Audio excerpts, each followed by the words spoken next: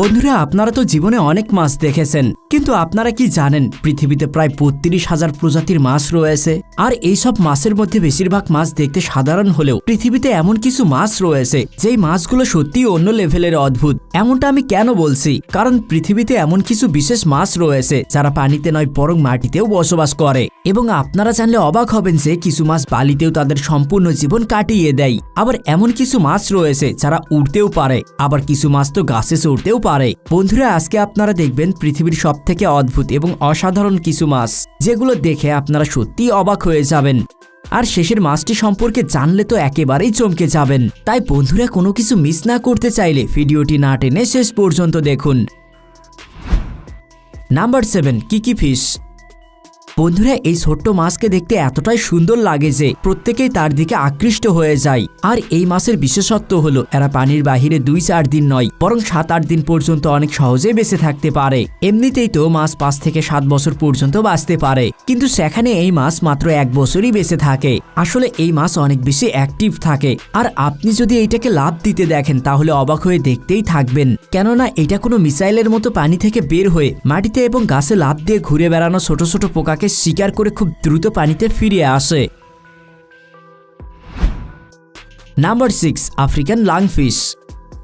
বন্ধুরা, এটা হলো আফ্রিকান লাংফিশ। এই মাছ দক্ষিণ আমেরিকা, আফ্রিকা এবং অস্ট্রেলিয়াতে পাওয়া যায়। আর অন্যান্য মাছের মতোই এই মাছও সাধারণ পানিতেই থাকে, কিন্তু যখন মৌসুম পরিবর্তন হয় তখন তাপমাত্রা অনেক বেড়ে যায়, তখন প্রায় সকল জায়গায় পানি শুকিয়ে যায়। এর ফলে যখন গরমের তাপে নদীর পানি এবং পুকুর শুকিয়ে যায় তখন এই লাংফিশ বেঁচে থাকার জন্য দ্বিতীয় রাস্তা খোঁজে। আসলে এই মাছ নিজেকে বাঁচানোর জন্য পানি শেষ হয়ে গেলে মাটির ভিতরে ঢোকার চেষ্টা করে। আর সেই সময় এই মাছ নিজের শরীর থেকে এক ধরনের বিশেষ তরল পদার্থ বের করে, আর সেই তরল দিয়ে এরা নিজের শরীরের চারিদিকে প্রোটেকশন লেয়ার তৈরি করে। আর সেটার ভিতরেই দীর্ঘ সময়ের জন্য শীত ঘুমে থাকে। এই হাইবারনেশন পিরিয়ডের সময় এই মাছ আবার বৃষ্টির জন্য অপেক্ষা করে। আর এই অপেক্ষা অনেক সময়ের থেকে বেশি হয়ে যায়, কিন্তু এতে এদের তেমন কোনো সমস্যা হয় না, কেননা এই মাছের সম্পর্কে এমন বলা হয় যে এরা প্রায় 5 বছর পর্যন্ত কোনো কিছু না খেয়ে বেঁচে থাকতে পারে। আসলে এরা যখন মাটির ভিতরে থাকে তখন নিজের শরীরের মেটাবলিজমকে প্রায় 60 গুণ পর্যন্ত কমিয়ে নেয়। এতে করে এরা দীর্ঘ সময় পর্যন্ত বেঁচে থাকতে পারে। আর এর ফলে এদের জীবনকাল এতটাই বেড়ে যায় যে এরা কমপক্ষে পরের বৃষ্টি পর্যন্ত বেঁচে থাকবেই। এর কয়েক মাস পর যখন ঋতু পরিবর্তন হয় এবং বৃষ্টি হওয়ার কারণে নদী এবং পুকুর ভরতে থাকে তখন লাংফিশ আবার পানিতে চলে আসে। এত লম্বা সময় পর্যন্ত ইনঅ্যাক্টিভ থাকার কারণে এদের আবার আগের মতো আকারে আসতে প্রায় 1 দিন পর্যন্ত সময় লাগে, এবং আগের মতো ওজন পাওয়ার জন্য এদের প্রায় 1 মাস পর্যন্ত সময় লাগে।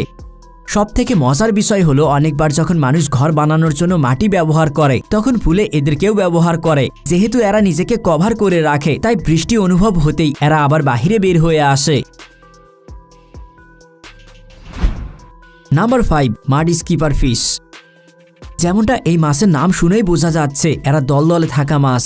আর আপনি জেনে অবাক হবেন যে এটি মাছ হওয়ার পরেও এরা পানির থেকে বেশি মাটিতেই সময় কাটায়। সেখানে এই মাছ যদি পানির ভিতরে বেশি সময় পর্যন্ত থাকে তাহলে এই মাছের পানির ভিতরে ডুবে মারা যাওয়ার সম্ভাবনাই বেশি থাকে। এটা সত্যিই অদ্ভুত, এই মাছও নাকি ডুবে মারা যেতে পারে। শুধু এখানে এদের বিশেষত্ব শেষ হয় না, বরং এদের লাফও খুবই অসাধারণ হয়, কেননা মাড স্কিপার প্রায় 2 ফিট পর্যন্ত হাওয়াতে লাফ দিতে পারে। আর আপনাদের মনে হয়তো এই প্রশ্ন উঠতে পারে যে মাড স্কিপার কিভাবে পানির বাহিরে জীবিত থাকতে পারে। তো এটার সাধারণ কারণ হলো মাড স্কিপারের শরীরে 2টি স্পঞ্জের পাউচ থাকে। মাটিতে আসার আগে এরা এই থলিতে পানি ভরে নেয়, আর এই পানি দলদলে এদের গিলসকে ভিজে রাখার কাজ করে। এই মাছেরা যখন মাটিতে থাকে তখন এদের গিলস, মুখ এবং গলা শুকাতে শুরু করে। এই শুকনো ভাব কাটানোর জন্য এরা তাদের চোখকে ঘোরায়। চোখের ভিতরে হওয়া এই মুভমেন্টের কারণে পানি দিয়ে ভরা থলেতে চাপ পড়ে, আর অনেক হালকা মাত্রায় আবার শুকনো অংশকে ভিজিয়ে দেয়।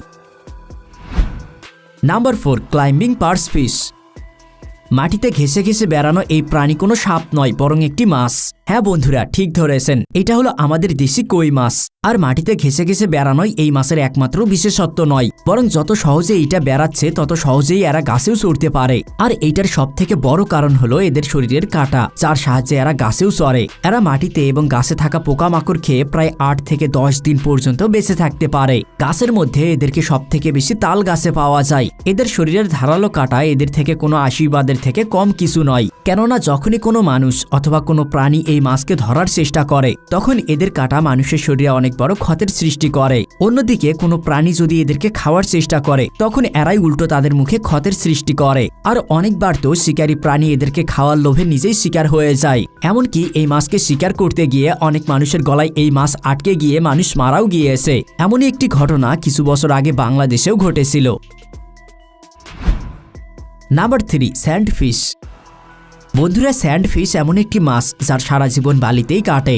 আকারে গিরগিটির মতো দেখতে এই মাছ বালিতে ততটাই দ্রুত দৌড়ায় যতটা দ্রুত অন্যান্য মাছ পানিতে সাঁতার কাটে। এদেরকে বিশেষ করে মরুভূমির বালিতে পাওয়া যায়। আর এদের সম্পর্কে এমনটা বলা হয় যে যখন পৃথিবীতে ভৌগোলিক পরিবর্তন হয় তখন অনেক মহাসাগরের অবস্থানও পরিবর্তন হয়ে যায় আর সেগুলো পুরোপুরিভাবে মরুভূমিতে বদলে যায়। আর এই পরিবর্তনের ফলে অনেক প্রাণী মৃত্যুর মুখে চলে গিয়েছিল। কিন্তু এই মাছ হার মানার পরিবর্তে নিজেকে এতটাই বিবর্তন করে নেয় যে বালির সমুদ্রেই বসবাস করে এই প্রজাতি সার্ভাইভ করতে থাকে। যদিও এটার কতটা সত্যতা রয়েছে তার উপরে এখনো মানুষের সন্দেহ রয়েছে।